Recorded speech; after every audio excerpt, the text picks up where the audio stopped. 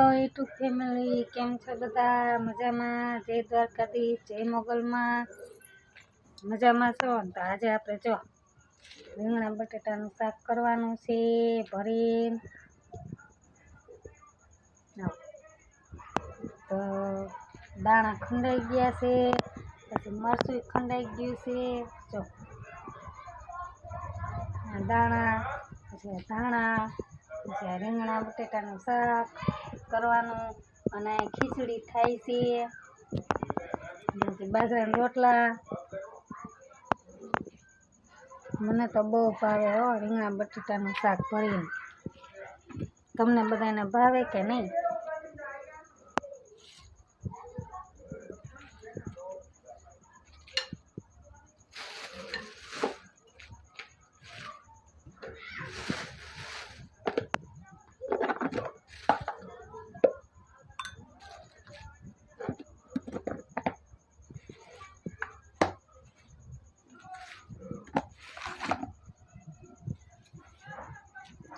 પહેલાં છે ને આ મસાલાની અંદર આપણે બધા મસાલો નાખી દઈશું.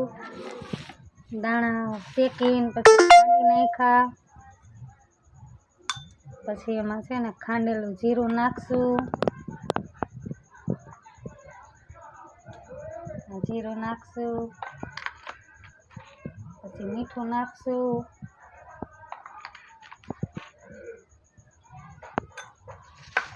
પછી છે ને આ ખાંડેલું મરચું નાખવાનું છે. જો લસણવાળું હો. તો જેવું આપણને તીખું ભાવતું હોય ને એવું આપણે કરવાનું. અમારા ઘરમાં તો જો કે એમાં બધા તીખું જ ખાય છે, એટલે અમારે તો તીખું જ જોઈએ. મોરું તો જરાય હાલે જ નહીં. તો તમે બધા કેવું તીખું ખાવ કે મોરું? કોમેન્ટમાં કહેજો. પછી છે ને આપણે આ રીંગણાને બધાને ભરી લેવાના. રીંગણા ધોઈને પછી આપણે રાખ્યા છે. પછી હવે એમાં છે ને આ વચ્ચેથી ચેકો કરીને પછી છે ને એમાં મસાલો ભરી દેવાનો. પછી તેલમાં વઘાર કરી નાખવાનો.